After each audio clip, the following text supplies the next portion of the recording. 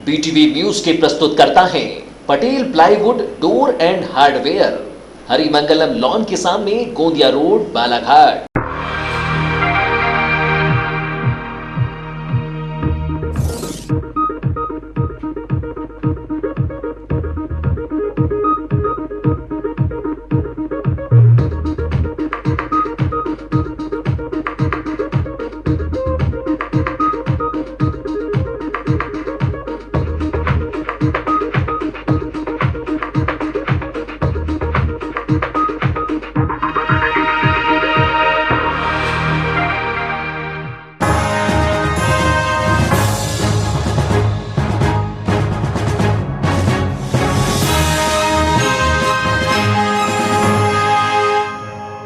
नमस्कार, BTV news के इस बुलेटिन में आपका स्वागत है। सबसे पहले आइए एक नजर डालते हैं आज की कुछ खास खबरों पर।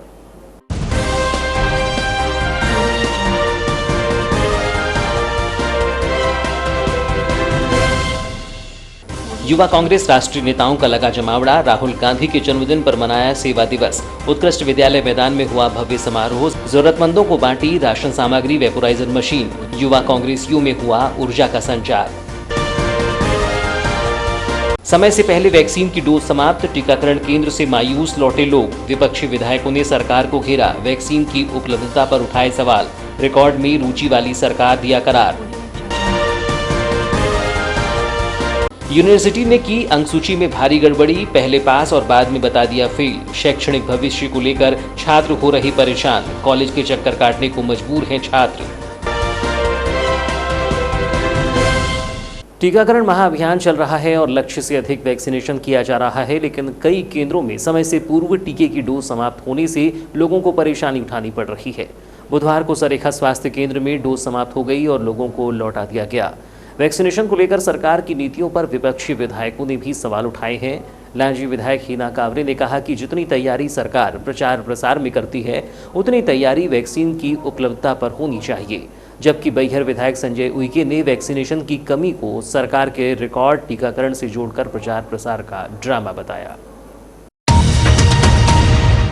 प्रदेश में चल रहे टीकाकरण महाअभियान के तहत भले ही बालाघाट जिला वैक्सीनेशन में रिकॉर्ड बना रहा हो, लेकिन यह भी सच्चाई है कि अब लोगों में टीकाकरण के प्रति जागरूकता है और स्वयं से टीकाकरण केंद्र तक पहुंचकर वैक्सीनेशन करा रहे हैं, तो वैक्सीन की भारी कमी पड़ रही है।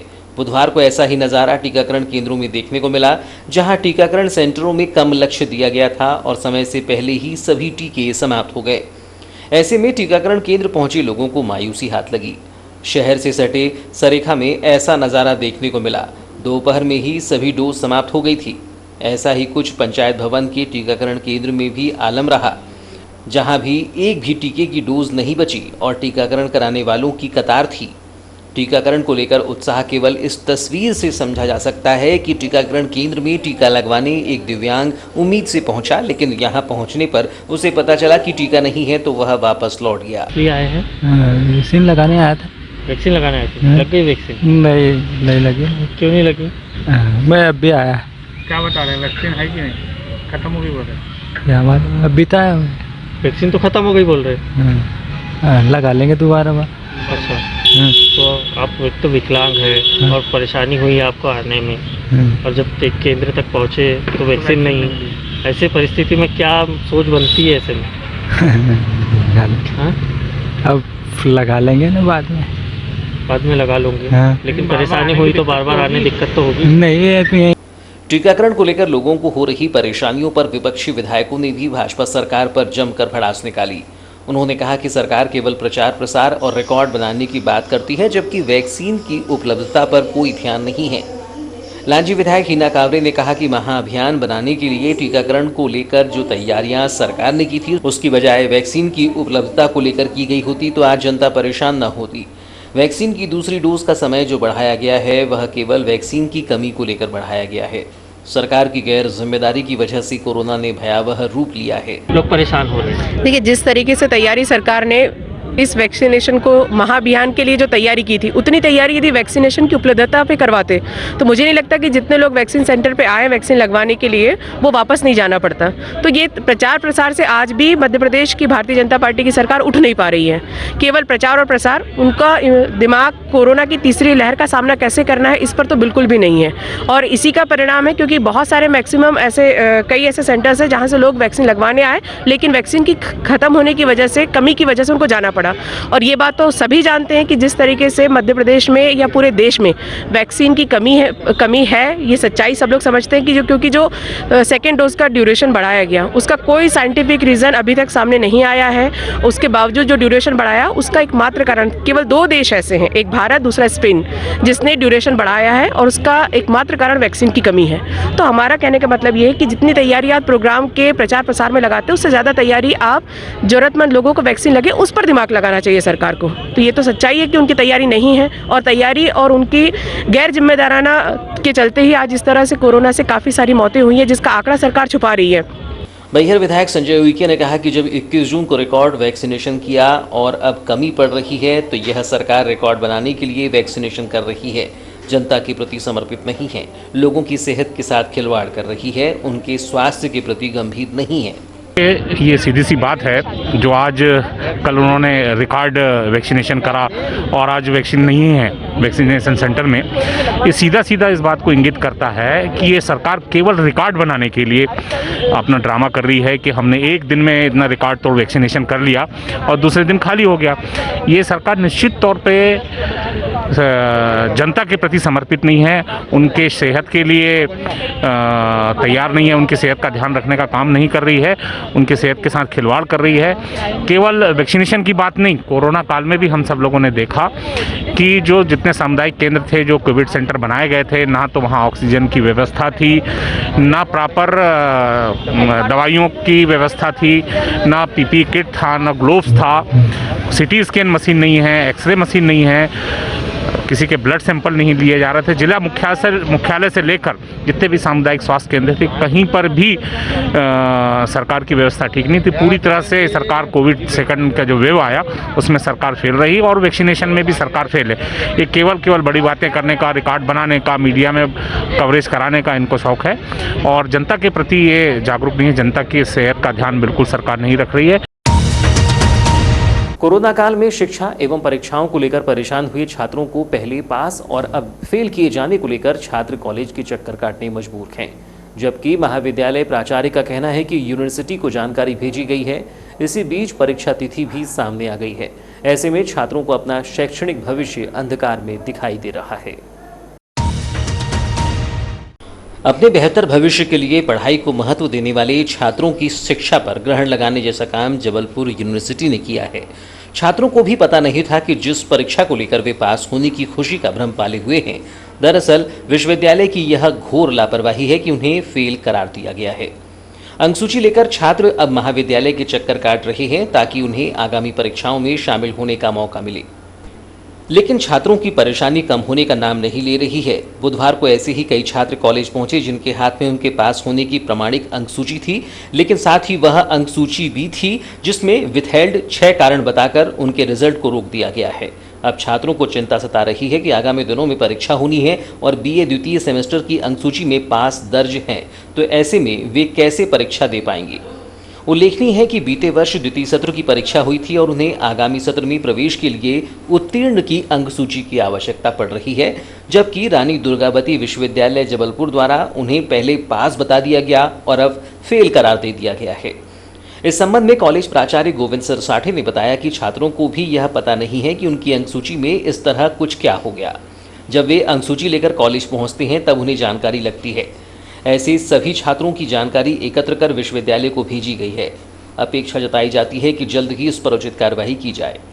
ये BA सेकेंड ईयर प्राइवेट के बच्चे हैं और कुछ बच्चे मुझसे कल मिले थे पहली बार और उन्होंने कहा कि सर एक मार्कशीट ऐसी आई जिसमें हमको पास दिखा रहा है और उसी रोल नंबर में दूसरी मार्कशीट में 6 कोड में भी 3rd बता रहा है, जिससे हम आगे की परीक्षा के फॉर्म नहीं भर पा रहे हैं। तो उस संदर्भ में मैंने रजिस्ट्रार से बात करी है और उन्होंने कहा है कि मैं इस प्रकरण को देख रहा हूँ और पूरे ऐसे कितने बच्चे उनकी जानकारी हमको बना करके भेज दीजिए। तो आज हम उनके जितने बच्चे हमारे पास में आ रहे हैं उनकी जानकारी एक जाए करके हम विश्वविद्यालय को भेजेंगे। सर इसमें देखा जा रहा है जुलाई माह में जो है परीक्षा एग्ज़ाम होनी है और बच्चे लोग का रिजल्ट ही क्लियर नहीं है, तो वो कैसे एग्ज़ाम दे पाएंगे ऐसे? नहीं, तो अब ये जो चीज़ संज्ञान में आज हमारे पास में आई है वो हम विश्वविद्यालय को भेज रहे हैं। अब वो इस पर त्वरित कार्रवाई करेंगे तभी वो समय सीमा पे परीक्षा का फॉर्म भर सकते हैं। ऐसे कितने बच्चे होंगे सर? अभी तक तो कुछ 15-20 बच्चों ने हमसे संपर्क किया है। अब जैसे जैसे बच्चे फॉर्म भरने की दृष्टि से वो आते रहेंगे उनको अपना रिजल्ट ज्ञात होगा और उस परिप्रेक्ष्य में वो जब हमें बताएंगे कि ये उनके साथ दिक्कत है तो हम आगे कार्रवाई करेंगे। वहीं दूसरी ओर छात्र परेशान हैं कि उनकी अंक सूची में इतनी बड़ी गड़बड़ी कैसे कर दी गई। BA द्वितीय वर्ष के छात्र रितेश कनौजिया चिचगांव से कॉलेज पहुंचे थे और प्राचार्य से मिलकर उन्होंने समस्या बताई। साथ ही उनका कहना है कि अगर जल्दी यह सुधार होगा तो उनके लिए अच्छा होगा, वरना 1 वर्ष बर्बाद हो जाएगा। कि मेरा सेकंड ईयर का जो रिजल्ट था तो उसमें पहले तो शो करवा दिया गया है कि पास है, पर सेकंड बार में जो हुआ कि वो उसमें फेल बता रहा है, यानी फेल नहीं, यानी विथआउट फेल कोड 6 कोड ऐसा बता रहा है कुछ। तो उसकी समस्या लेकर आए हैं हम और इसका जल्दी से जल्दी समाधान करें और डेट निकलने से पहले हमारा कुछ समाधान करें जल्दी से। कहाँ के रहने वाले हो आप? चिचगांव।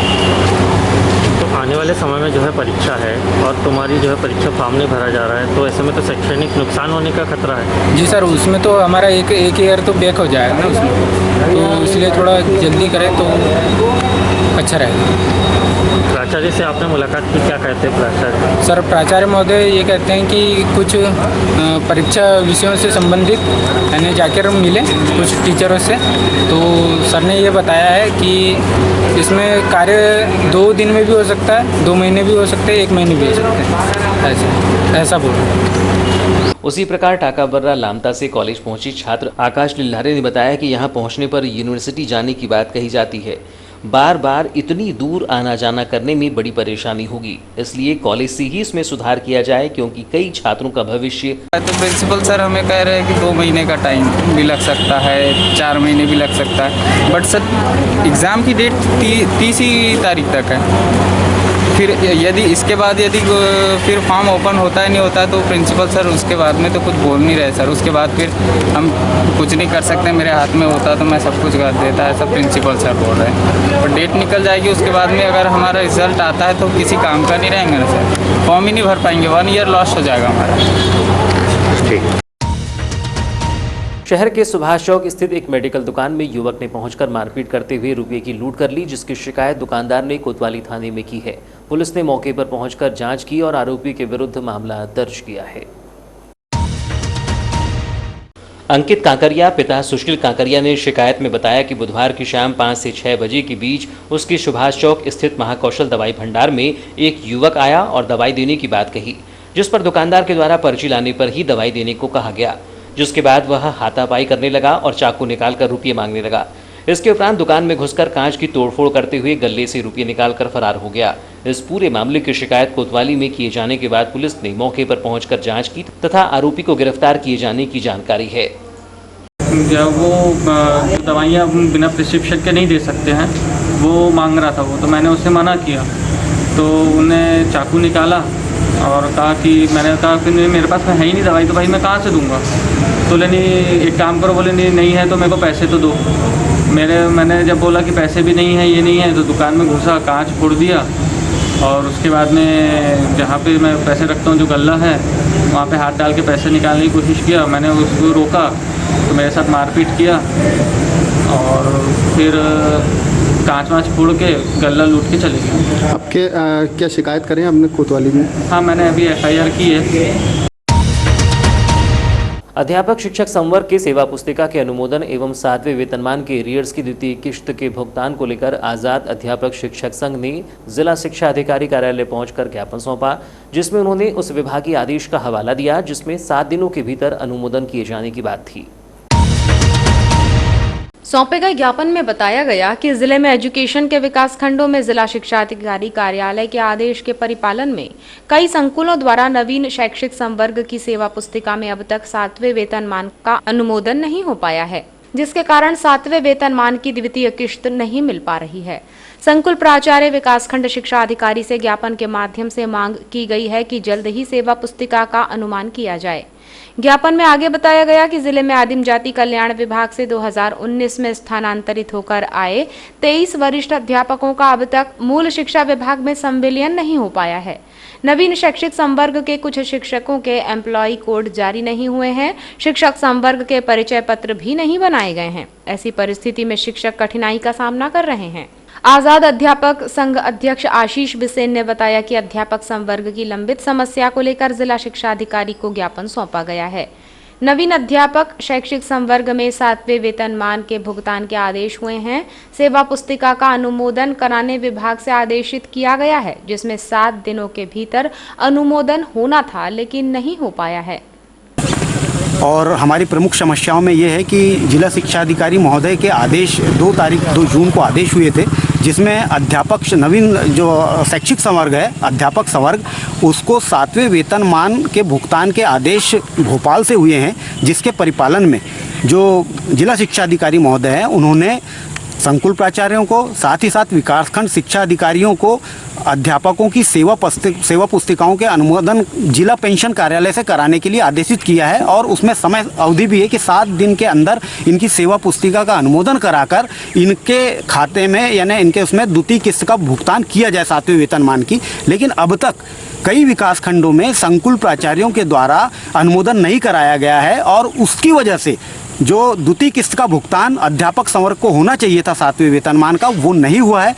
उसी मांग को लेकर हम आज जिला शिक्षा अधिकारी महोदय से मिलने आए थे कि उन्हीं के आदेश के परिपालन में ये काम हो जाना चाहिए था, जो अब तक नहीं हुआ है। इसी प्रकार अध्यापक संघ उपाध्यक्ष ओम प्रकाश पारधी ने कहा कि अनुमोदन के लिए अधिकांश बाबुओं द्वारा 1500 रुपये शिक्षकों से लिए जाने की शिकायतें मिल रही हैं, जिसमें शासन स्तर पर अनुमोदन किया जाना चाहिए और आजाद अध्यापक संघ भ्रष्टाचार का विरोध करता है। कि अधिकांश संकुलों में, बहुत सारे संकुलों में बाबुओं के द्वारा 1500 रुपये की राशि और सेवा पुस्तिका के अनुमोदन के लिए प्रति अध्यापक के हिसाब से लेने की बात कही जा रही है। हमें कई अध्यापकों का फ़ोन भी आया है। तो हम ये चाहते हैं कि यह जो प्रक्रिया है, यह कार्य है शासन स्तर पे होना चाहिए और उसमें यदि कोई खामी है तो उसका जिम्मेदार कौन है, और उसके लिए शिक्षक को इस प्रकार की राशि देने के लिए हम उसका विरोध करते हैं। और जिला शिक्षा अधिकारी महोदय से को भी हमने इस बात में अवगत कराया गया है और हम चाहते हैं कि इस प्रकार का लेन देन बंद हो। ऐसा जो भ्रष्टाचार का मामला है, इसको हम इसकी विरोध करते हैं। ज्ञापन सौंपने के दौरान आजाद अध्यापक संघ के हेमंत ठाकरे, आशीष श्रीवास्तव, विवेक गुप्ता, संतोष कुथेकर, लोकेश मेश्राम, अनिल टेकाम, विलास गजभिये सहित अन्य शिक्षक मौजूद रहे। कोरोना से बचाव के लिए और संभावित तीसरी लहर से डटकर सामना करने के उद्देश्य से संपूर्ण देश सहित जिले में जारी कोविड वैक्सीनेशन महाअभियान को अच्छा प्रतिसाद मिलता हुआ दिखाई दे रहा है। जहां 21 जून को महाअभियान के पहले ही दिन जिले में लक्ष्य से अधिक वैक्सीनेशन संपन्न किया गया, तो वहीं महाअभियान के दूसरे चरण यानी 23 जून को जिले में पुनः लक्ष्य से अधिक टीकाकरण किया गया। 23 जून को बालाघाट नगरीय क्षेत्र में कोविड वैक्सीनेशन महाअभियान के तहत पीजी महाविद्यालय को छोड़कर अन्य 5 स्थानों पर वैक्सीनेशन कार्यक्रम संपन्न हुआ, जिसमें श्रमजीवी पत्रकार संघ के तत्वावधान में Kamla Nehru hall Balaghat, Sindhu Bhavan, Govind palace lawn, gurdwara hall, Sant Narhari Maharashtrian स्वर्णकार समाज सांस्कृतिक भवन भटेरा में वैक्सीनेशन कार्यक्रम में वैक्सीन लगाने लोगों ने बढ़ चढ़कर हिस्सा लिया। जिला टीकाकरण अधिकारी डॉक्टर परेश उपलब्ध ने बताया कि कोविड वैक्सीन टीकाकरण महाअभियान के अंतर्गत 23 जून को बालाघाट जिले में 18 वर्ष से अधिक की आयु के 20,000 लोगों को टीका लगाने का लक्ष्य दिया गया था। इस लक्ष्य के विरुद्ध 23 जून को शाम 6 बजे तक 20,600 लोगों को कोविड वैक्सीन का टीका लगाया जा चुका है। डॉक्टर उपलब्ध ने बताया कि 23 जून को सभी टीकाकरण केंद्रों पर युवाओं में टीका लगाने के प्रति उत्साह देखा गया। ग्रामीण क्षेत्रों में भी कोविड वैक्सीन टीकाकरण को अच्छा प्रतिसाद मिल रहा है। अब लोग समझ गए हैं कि कोरोना की तीसरी लहर से बचने के लिए कोविड वैक्सीन का टीका लगवाना ही एकमात्र उपाय है। कोविड की तीसरी लहर से बचने के लिए जारी इस अभियान के तहत नगर के संत नरहरि महाराष्ट्रीयन स्वर्णकार समाज सांस्कृतिक भवन भटेरा में वैक्सीनेशन कार्यक्रम में स्वर्णकार समाज के पदाधिकारियों और सदस्यों ने वैक्सीन लगाई। इस दौरान सर्व समाज के लोगों ने भी पहुंचकर टीकाकरण कराया। समाज के युवा इकाई जिलाध्यक्ष सोवेंद्र ढोमने ने बताया कि आज स्थानीय संत नरहरि महाराष्ट्रीयन स्वर्णकार समाज सांस्कृतिक भवन में मेगा वैक्सीनेशन कार्यक्रम का आयोजन किया गया है, जिसमें सर्व समाज के लोगों का एक अच्छा प्रतिसाद देखने को मिला। उन्होंने बताया कि आज यहां 300 लोगों ने वैक्सीनेशन करवाया है। आज स्थानीय स्वर्णकार भवन में, महाराष्ट्रीयन स्वर्णकार भवन में मेगा वैक्सीनेशन का कार्यक्रम किया गया है। उसमें सभी समाज के लोगों के द्वारा अच्छा प्रतिसाद मिला और अच्छे स्तर पे आज वैक्सीनेट हुआ है। वैक्सीनेशन प्रभारी परेश उपलब्ध पहुंचे थे, यहाँ की व्यवस्थाओं का जायजा लिया, जिन्होंने काफ़ी संतोषजनक जवाब दिया है। कितने लोगों का लक्ष्य आज वैक्सीनेशन का आपने रखा है? यहाँ पर 300 लोगों का हम लोगों ने लक्ष्य रखा है। इसी तरह पूज्य सिंधी पंचायत समिति बालाघाट द्वारा सिंधु भवन में टीकाकरण शिविर का आयोजन किया गया, जिसमें 300 लोगों को जीवन रक्षक वैक्सीन की डोज लगाई गई। लोगों ने उत्साहपूर्वक पहुंचकर टीकाकरण किया, इस वजह से लक्ष्य को प्राप्त कर लिया गया। सिंधु सेना के संरक्षक रमेश रंगलानी ने बताया कि वैक्सीन की उपलब्धता मिलती रहेगी तो आगामी समय में निरंतर शिविर का आयोजन होगा। 3 जून को वृहद आयोजन की तिथि मिली है, जिसमें विशेष तौर पर व्यापक प्रचार प्रसार किया जाएगा। उन्होंने बताया कि सिंधी समाज के युवाओं की टीम बनाई गई है, जो सामाजिक स्तर पर निगरानी रखते हुए 100% टीकाकरण को लेकर कार्य कर रही है। जी रंगलानी जी, बताएं वैक्सीनेशन के बारे में। आज जैसा कि माननीय प्रधानमंत्री जी के द्वारा आह्वान किया गया है, 21 तारीख को तो मेरे ख्याल दुनिया में सबसे ज़्यादा वैक्सीन भारत में लगभग 86,000 लैक्स लगी और उसको अब कंटिन्यू करना है। तो रोज़ आज पूरी सिंधी पंचायत की ओर से हमने यहाँ पर आयोजन किया है और कल भी करेंगे। कल के लिए भी तो आज 300 तो हमको अभी मिली है, तो ये ख़त्म होने पर शायद 200 और मिल जाएंगी, ऐसी मेरी डॉक्टर उपलब्ध से बात हुई है। और कल के लिए भी यही योजना कल भी चालू रहेगी। यदि उपलब्धता रही वैक्सीन की तो हम परसों भी करेंगे। तो ये थी अब तक की खबरें। नई खबरों के साथ एक बार फिर हम हाजिर होंगे, तब तक के लिए दीजिए इजाज़त। नमस्कार।